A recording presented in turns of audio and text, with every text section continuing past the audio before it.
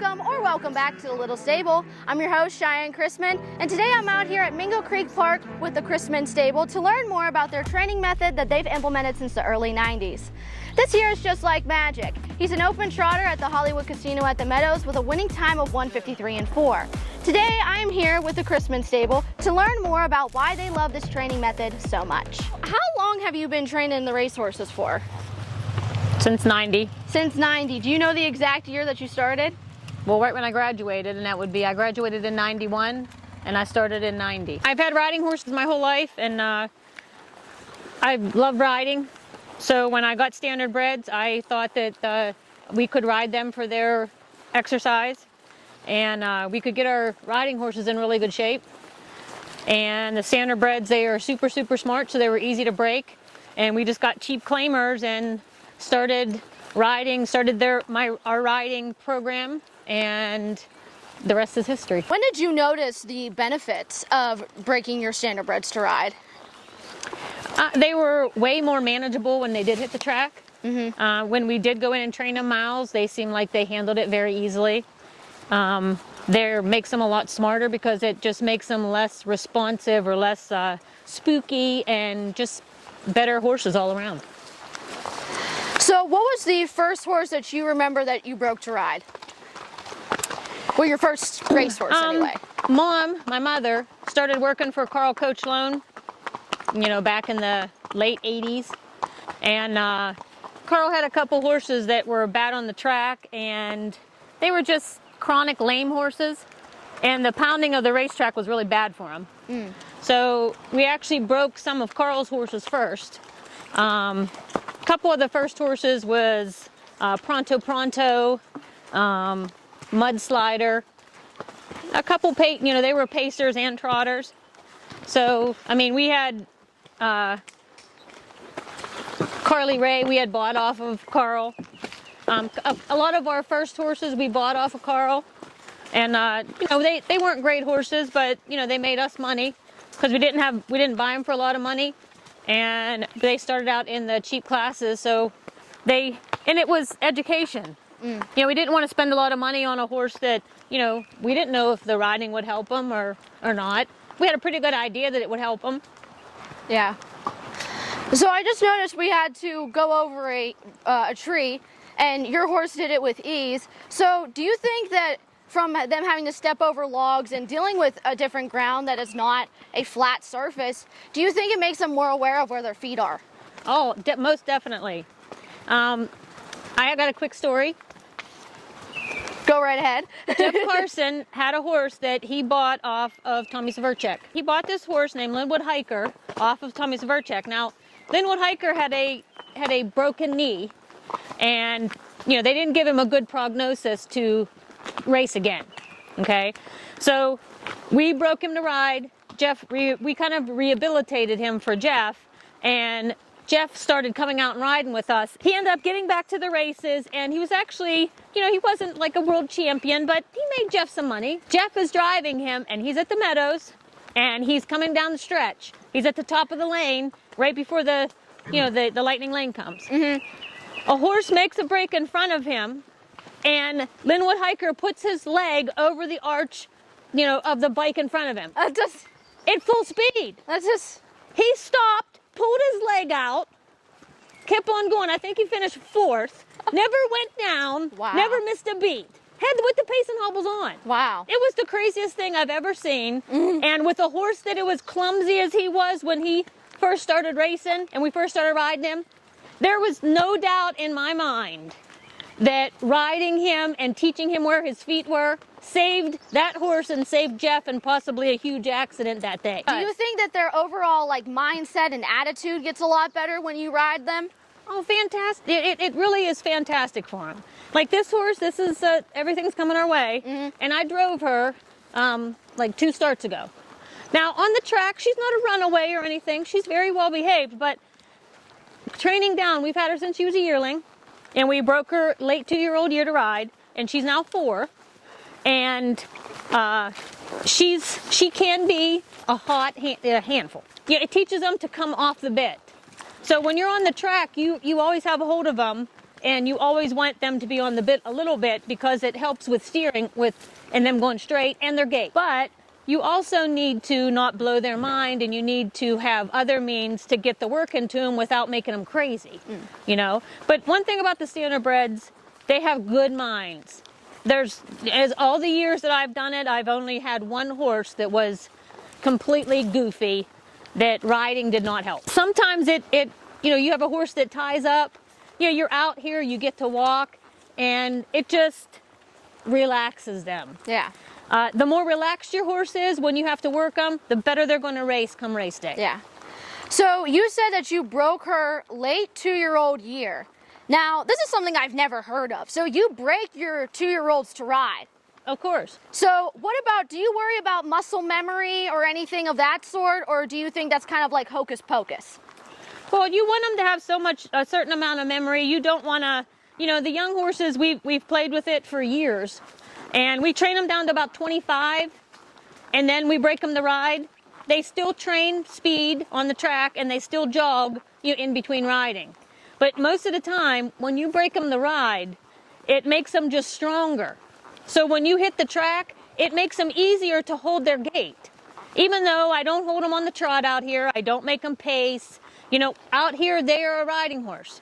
If they want to gallop, they can gallop. If they want to trot, they can trot. They can, whatever is the most comfortable for them.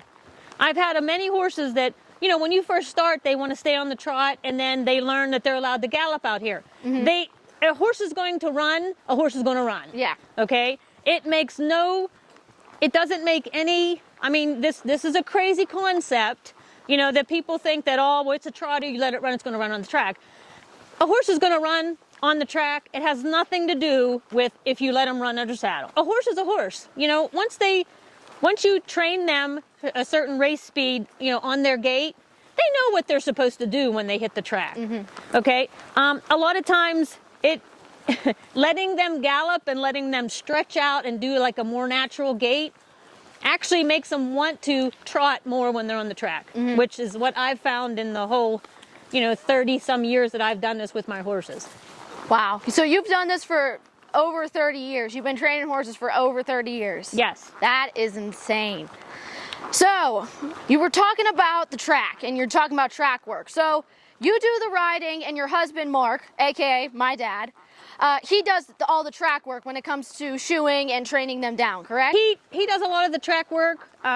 He does this, you know, the speed with them, the fast race miles. But most of the time, I'm in my element right here. You know, when they come out here and we're taking them, now this is a 2-hour loop, and it's about maybe 10, 12 miles.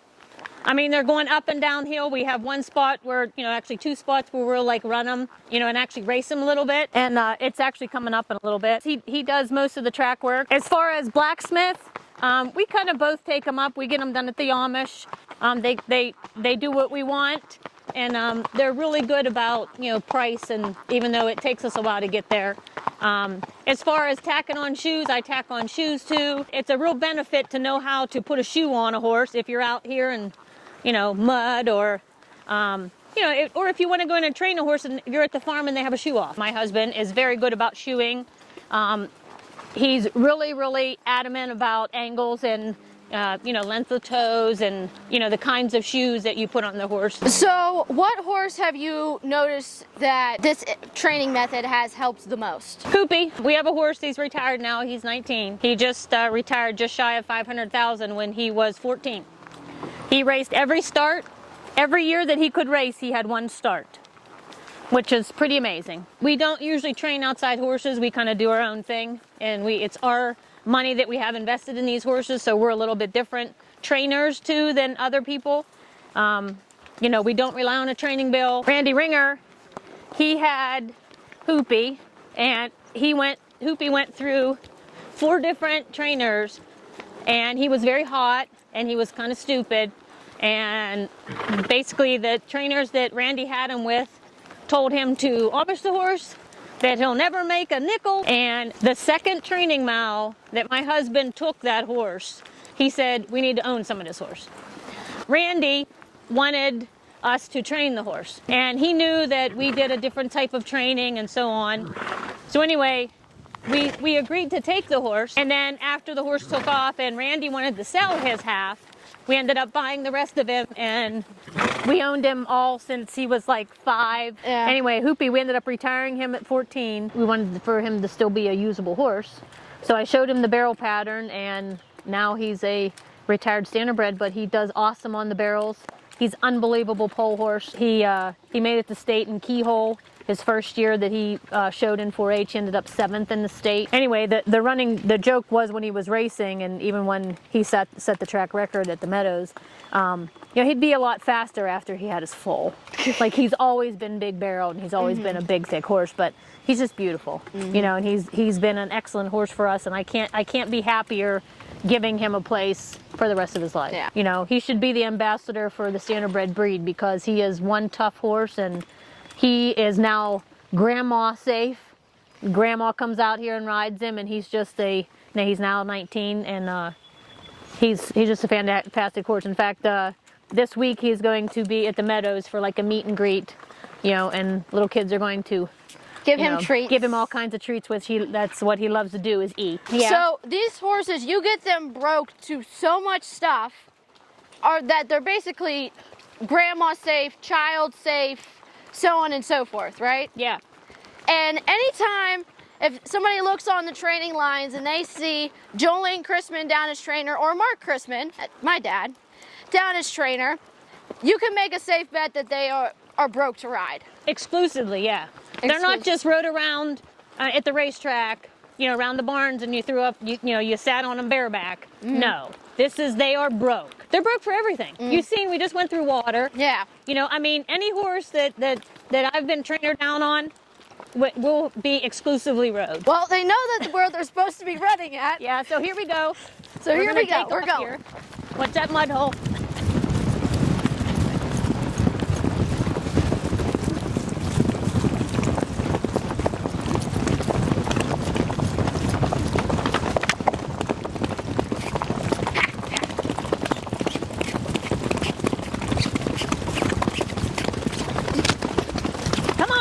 Get with it! Come on, girlie! Oh, babe! Oh, oh, babe! Oh, oh, babe! Oh. That's the funnest part of the whole ride. Yeah, it's when you go full speed, right? Yep. How do you break your standardbreds to ride, and what is the safest method for you when it comes to breaking them? Well, for me, I break them here. I break them exactly where I'm going to be working them. I break them with a seasoned horse that they can follow. These horses are herd animals, and they want to, they don't want to be left out in the wilderness where they don't know where they are. Yes. Okay, you use their instincts against them, kind of.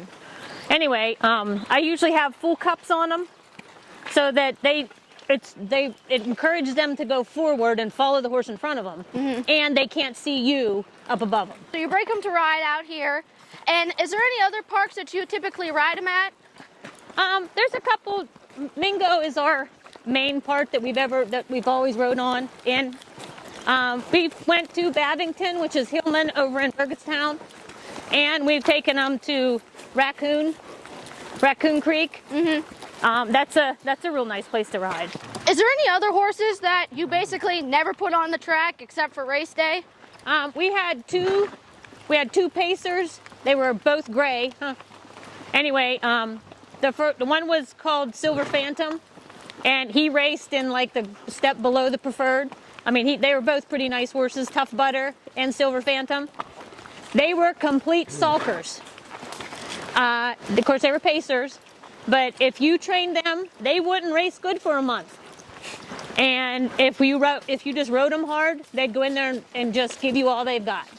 So those were two horses that you could not train. And needless to say, we did the best with them.